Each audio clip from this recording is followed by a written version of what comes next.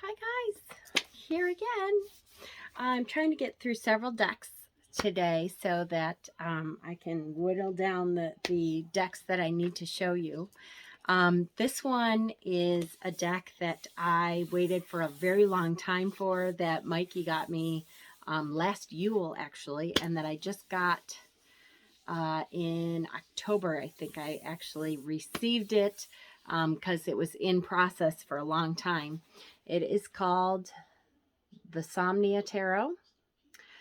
It is an independent deck, and I will leave the link down below for you to find it. It is a deck that the creator, whose name is Nicholas Bruno, he is a photographer, and during the pandemic, he was trying to figure out how to do some work that didn't put anyone in danger, and still, you know, gave him that creative itch, you know, scratched that itch for him creatively. And he is a sufferer, I believe, of sleep paralysis, and this deck was created to put a visual image to what it's like to suffer with sleep paralysis, which I thought was such a cool idea.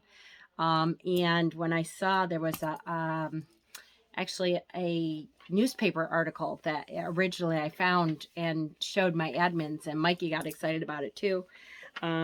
Just super interesting imagery. And so I was really excited when it finally came. I'm excited to unbox it so that I can finally start to use it. Because again, I do not use my decks until I have unboxed them for you. Because I don't want to shuffle them and unshuffle them and stuff. I want to make sure that I have shown them to you before I do that. So the box is this gorgeous navy color, and this is, I believe, the death card. We'll see though.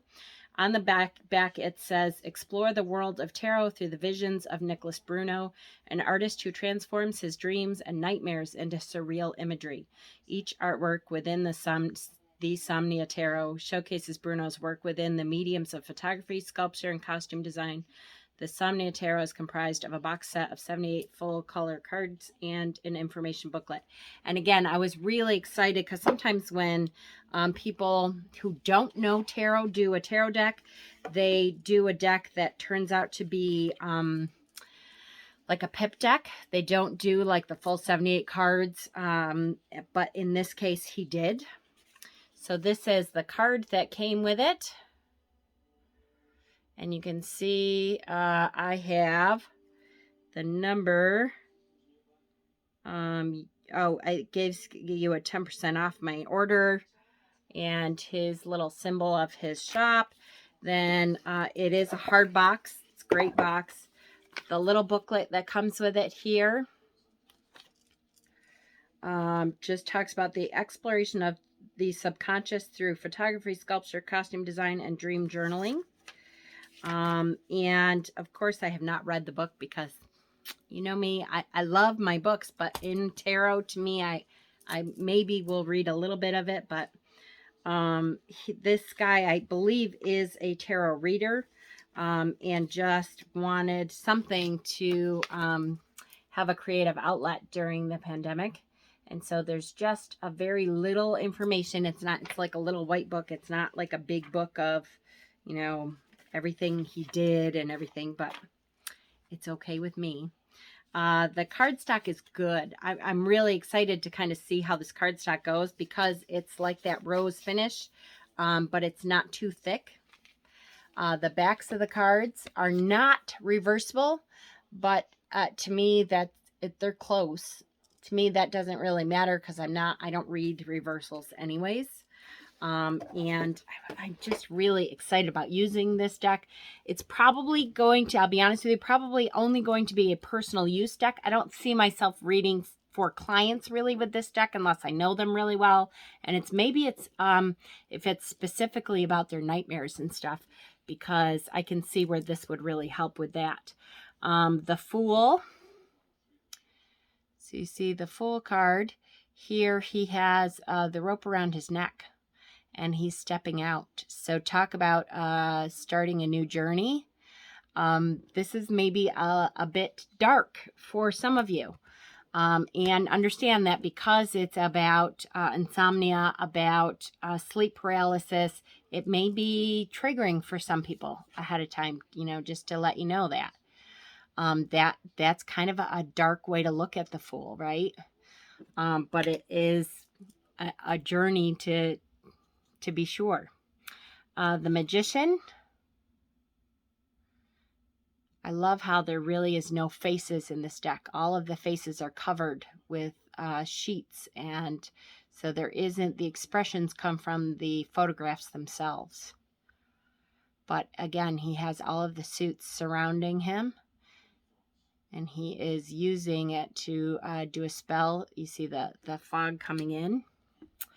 The High Priestess, I loved this card. The newspaper article that I read originally that turned me on to this deck talked about how he, you know, it was freezing cold this day, and they kind of talked about some of the shoots and how they had to capture some of these images, which I thought was super interesting. I love that a lot of the symbology from the Rider-Waite-Smith decks are here, but they're, you know, tweaked a bit. Here's the Empress, and she is sewing. I love the water, and then the fire you see in the water, that it's obviously some kind of reflection. Just beautiful. The Emperor.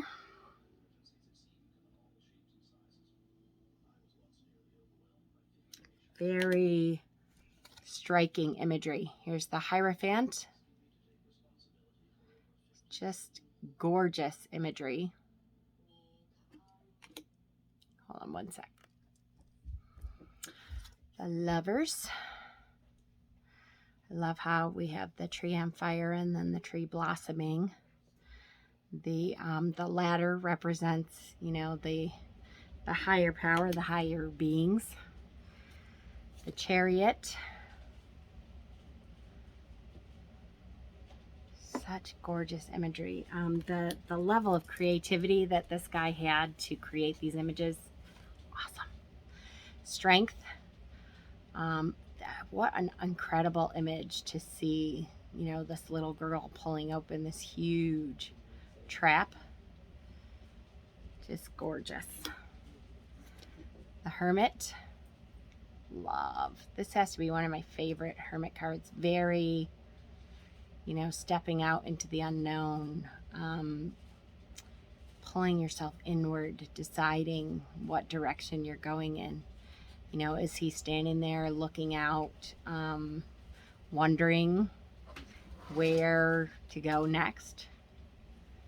Or is he walking on water? Is he walking into the water? Great. The Wheel of Fortune. I love, love, love this card. Absolutely a gorgeous Wheel of Fortune. Just set fire to the impression of time. You know, time is an illusion.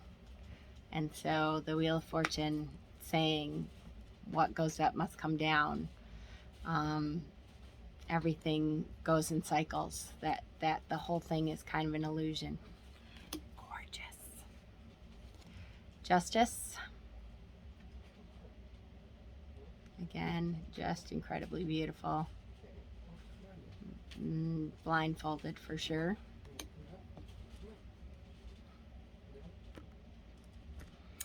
All right, the Hanged Man.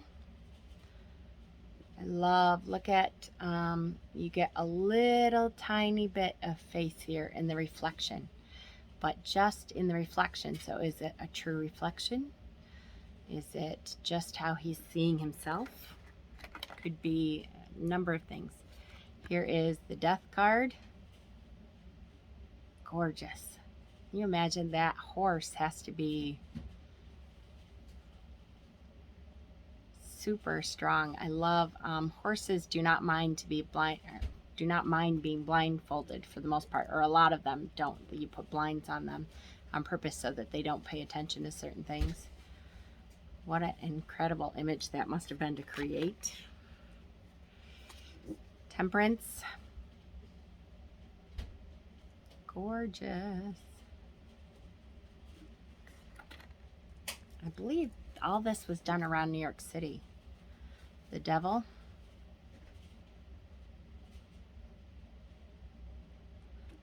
The mind that Nicholas must have had. This is one of my favorites. This is the Tower. And you know, the fact that the house is sitting on top of us and now it's on fire. Don't we all feel when you have that tower moment? If you've ever had that tower moment card come up, and it really is like, not only am I overwhelmed, but now it's on fire. Like, can I just get through this? It's always a good thing at the end, but when you're in it, this is what it feels like. Like, how can I possibly take anything else? So good. I love this guy. The Star. Incredibly beautiful. Can come up? Nope. The Moon. Gorgeous. Climbing out of the muck, right? Love that. The Sun. Now we are out of the water. Raising the flag of victory here. Oh, it's just, the images are gorgeous. Did I say that already? Gorgeous. Judgment. Rising from the grave. Again, I love how he uses the ladder as the spiritual compass. You know, anytime he needs the powers that be, the wisdom from above, he uses that ladder that just goes out of sight. And you can imagine that the ladder goes on forever, right? The World. Really, really cool.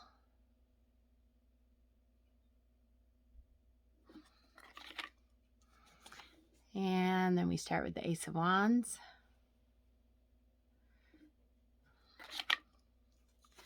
Two of Wands. Looking out at infinite possibilities. The Three of Wands. It's a change of perspective here too. A lot of times we are kind of with the main character looking out to the possibilities. The Four of Wands, celebration. The Five of Wands, conflict. What a great way to show the conflict. Trying to keep those flames lit through the wind that is created. It's really good. The Five of Wands. The Six of Wands. Victory is here. The Seven of Wands. You really get the storming the hill. You know, you're up on top of things. There is a lot of conflict, but you are on top. You keep going. Eight of Wands. Obviously, this guy knew tarot because he's really good at the imagery, capturing what the meaning of the cards is. The Ten of Wands. So here's the burden. Feeling overwhelmed. Just feeling it above your head, right? Oh, just look at the ropes tied around her waist. Just feeling complete overwhelmed. Page.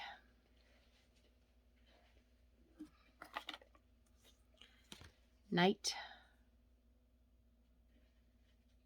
Gorgeous. Gorgeous. Queen.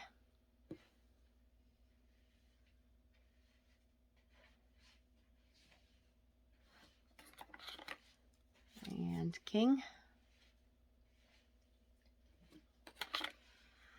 And we go into Cups. Ace of Cups. The Two of Cups. Ooh, I wonder how many times they had to do this to catch that.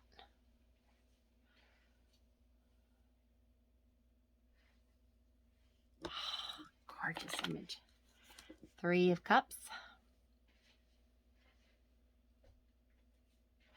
I have a feeling that water was freezing. 4 of Cups.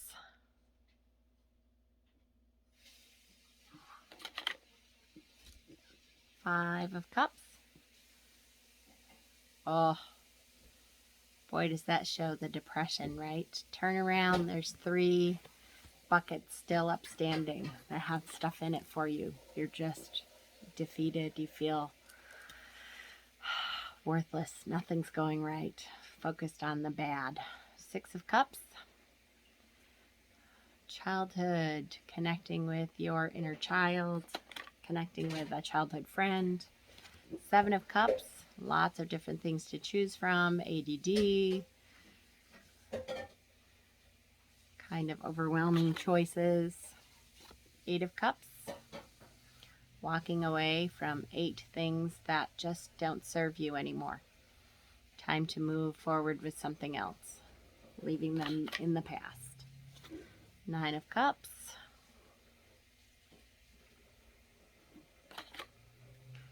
10 of Cups. Just gorgeous. And then Page, Knight, Queen, and King. Then my sword suit, my favorite, Ace of Swords, 2 of Swords, gorgeous image. Gorgeous. I love how in the sword suit he has water still, which, you know, denotes emotion. So it's still, you're able to use your emotion here. It does change the meaning of the card a little bit. You're able to use that emotion to make some decisions. 3 of Swords, Heartbreak. 4 of Swords, the Rest. 5 of Swords, Defeat. Talk about defeat. Oh my goodness. So close to being freed and still defeated. 6 of Swords. Love this. Moving forward. Even though, you know, things have been rough and rocky, now we are able to move on, move forward to better things. 7 of Swords, stealing like a thief in the night. 8 of Swords, look at the muck that she's standing in.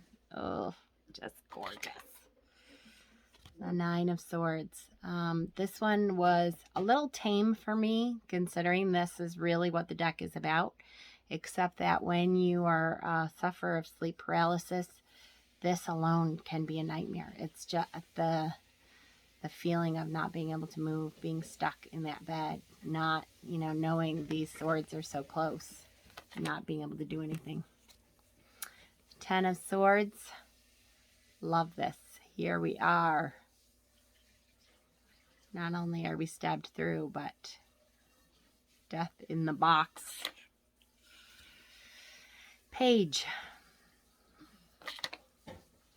Knight. There's something about the horses in these sheets that just is gorgeous. Queen. King. And then finally the pentacles are the coins. Ace of Coins. 2 of Coins. I love this. Vicariously. Whoo. Just be very careful which step you're going, right? Choosing a path from there. You're not sure which one is correct. 3 of Coins. Bit of teamwork. 4 of Coins. He's burying them all. 5 of Coins. 6. Giving and receiving, allowing that flow of prosperity to happen. 7. Doing the work it takes to nurture that growth. 8, really honing your craft. Apprenticeship, going back to school, whatever. 9, love the flowers. The 10, and then finally page, Knight, Queen, and the King. So again, I adore this deck. I'm really excited to work with it and see how it does. I bet it's going to be great for like shadow work and internal use, and you know, really asking about tough questions, deep dive kind of decks. I think that's what it's going to be. Thank you guys. The link is down below for how you can get your copy.